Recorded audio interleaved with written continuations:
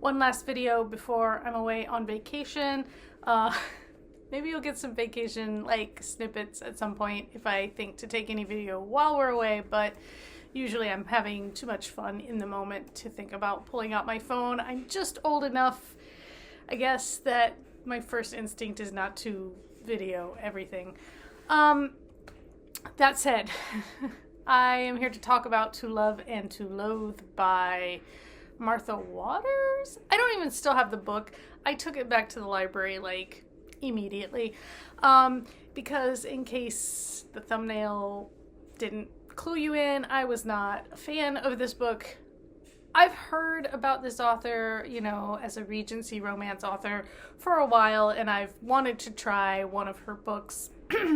So when I was looking for something to read, browsing the library, I remembered her. I went to the shelf, I looked at the books there, and this one sounded cute. It sounded vaguely Pride and Prejudice-ish. I was hoping for that same level of like witty banter and, you know, but also that tension of, you know, I don't know. What I was hoping for was not in this book. This is, I feel like more modern Regency romances are more like contemporary characters play acting in period dress and settings. I am sorry if you can hear my husband sneezing, by the way. He is very loud. In any case, you know, it's like the characters all have these modern sensibilities and these modern thought processes and behaviors, and they just happen to be in Regency or Georgian England. And yeah, that just, I don't know. For me, the joy of Regency novels, romances, is that whole, you know, the etiquette and the manners and the way you have to kind of be polite and backhandedly you know, snipe at people. There's a cleverness involved that makes it witty and biting, and that just wasn't there for me in this book. To give you an overview, the main female character, whose name I've already forgotten, Diana, she in the prologue, she's in her, you know, her first season. She's on the lookout for a wealthy husband, specifically, and her brother's friend, Lord Willingham, is, you know, someone that she has known a long time and likes to kind of, they have kind of a flirtatious, sniping kind of relationship, which feels very, I mean, the prologue was actually really good, but then the book skips ahead 5 years. Diana found an older, wealthy man for a husband, but she has since been widowed, gone through her mourning period, and is, you know, living comfortably as an independent woman of wealth, who can take lovers if she wants and flirt if she wants, and she's not interested in ever marrying again, because why would she give up her freedom, blah blah blah. And Willingham is, you know, a notorious rake, and he's, you know, known for all of his, you know, liaisons and whatnot.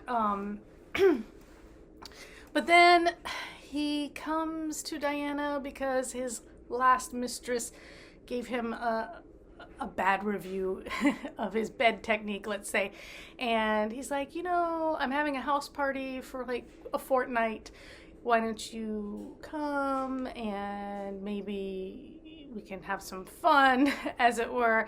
And I get it. I think in more modern Regency romances, they want spice, they want the sexy stuff. And so having a widow who is ostensibly capable of having these kinds of relationships because she does not have a virtue to protect any longer necessarily, it's a little bit of a gray area, because it kind of depends on the kind of person, character, you know, what other family or support systems you have around you. Like there are, it's more complicated than this book makes it sound. And it should have been more complicated than this book tried to make it sound. But again, Willingham, his name is Jeremy. Jeremy and Diana, I don't know. I didn't feel the chemistry. I did in the prologue, but by the time we had skipped ahead, I was not feeling the chemistry. I didn't think the banter was clever or witty or in any way. It just, in fact, it got tiresome because it was kind of the same things over and over. I noticed the author used some of the same phrases over and over. The cat that got the cream, and all this kind of thing. And I was like, did the editor just not flag? Sometimes she even used like the same word within like 2 sentences. I'm like, you could find another word, right? And like, it wasn't like used for effect. It was just lazy. I say as an editor who would like definitely have flagged that. But anyway, so yeah, I didn't really care for the setup, the main characters, the way it was written. I guess the side characters were not also all that interesting, funny, inventive. There's one friend of Diana's, Emily, who is still, virginal, unwed, and they're teasing her about, ooh, are you gonna run off with, this lord and be naughty? And I'm like, shouldn't you be protecting her virtue? Shouldn't you be advising her against getting involved in something that could, reflect poorly on her? Like, why are you... I don't know, like, tonally it just did not fit the Regency era. And I was like, and the house party was boring. They were like playing hide and seek at some point. I'm just like, really? Like, what? Jeremy's grandmother, she was kind of entertaining in that she's like this older woman who speaks her mind and no one can tell her no, and that's fine. Like, one character like that in a book, Regency romance, is fine.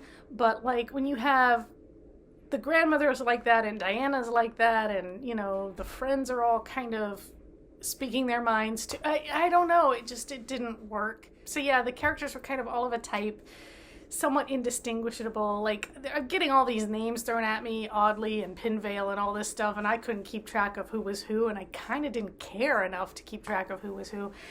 And and then there was like the one like eligible woman who like Diana was trying to throw at Jeremy, because besides their little side like arrangement, Diana had wagered Jeremy that he would be married within 12 months, like within the year. And so he's determined not to get married so that he can win the bet. But she's like, she knows that his grandmother wants him to get married. And so this woman who's at the house party, that no one likes, but like, she's very eligible, right? And spoilers here if you haven't read it and you don't want to know, but it turns out that this woman is actually a lesbian and in a relationship with her lady's maid, and is kind of behaving in a way to put men off so that she can hopefully at some point just retire to a cottage on her brother's estate with her lady's maid and live quietly and happily as a spinster, as it were. Okay. So, I mean, good for her, I guess. And then there's, if you read the reviews, there's a lot of people who are angry that Diana almost immediately goes and betrays Lady Helen's confidence with by telling her friends or whatever, because, oh, but my friends are so trustworthy. And it's like, dude, don't do that. But yeah, I don't know. The book was too long. It had too many of these characters. Nothing kind of went anywhere. I mean, what the foregone conclusion is, which is true in most Regency romances. It's the getting there that's supposed to be the fun part. It wasn't fun for me. Again, this is all personal opinion. I wasn't a fan. I didn't like the characters. I didn't find the chemistry believable. Their thought processes were long-winded and repetitive, and then their behaviors were very contradictory, just in the moment to serve the plot, as opposed to feeling like it made sense for the character. the banter wasn't witty, it wasn't clever, so the writing style wasn't really my thing. I didn't really feel like I was in actual Regency or Georgian England because of the way people were speaking, behaving. It failed on every front for me as a Regency romance. I guess I am old school. I like my Signet and my Zebra and my Harlequin Regencies from way back when. Not to toot my own horn, but when I wrote Brindy, I wrote that book because of my love for those kinds of books. So if you're looking for something a little more of the old school Regency romance, try Brindy.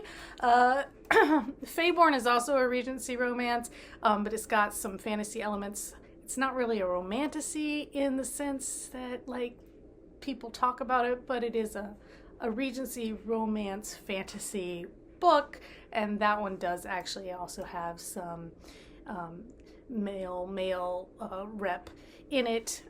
Brindy is very traditional, straightforward Regency romance, and Faybourne is a little bit of a twist on that genre. Either one of those, just to recommend some of my own work.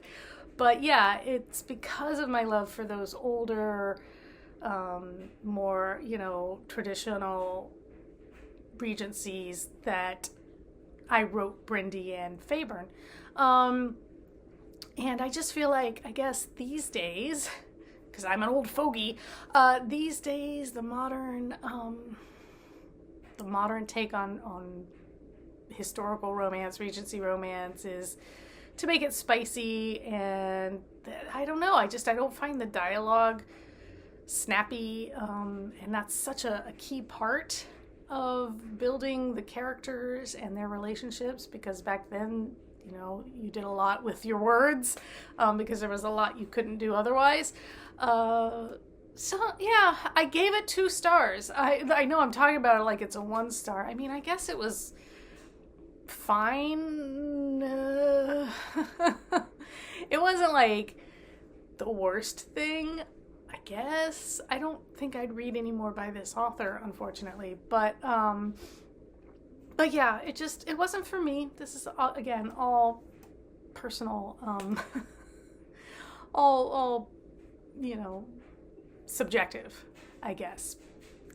But yeah, it wasn't my thing at all, and I found myself skimming, and then for some people, like, it wasn't even spicy enough. I was like, oh, the kissing scenes went on forever. Like, I don't know. I was just like, yeah, okay, they kiss, and they're fumbling around with each other, whatever. I don't even care. Like, I don't know. If you've read it, let me know your thoughts. If you've read other things by this author that you think are better, let me know that. If you know of other Regency romances that might be more my speed, definitely let me know, because I feel like I can't find the ones I used to love to read anymore. They don't write them like they used to, I guess. And yeah, until next time, like I said, if I think about it, you might see some little shorts of us on vacation. Otherwise, I will see you when I return. And if you celebrate the Thanksgiving holiday in the States, happy holidays. And going into the holiday season, happy holidays. But until next time, take care.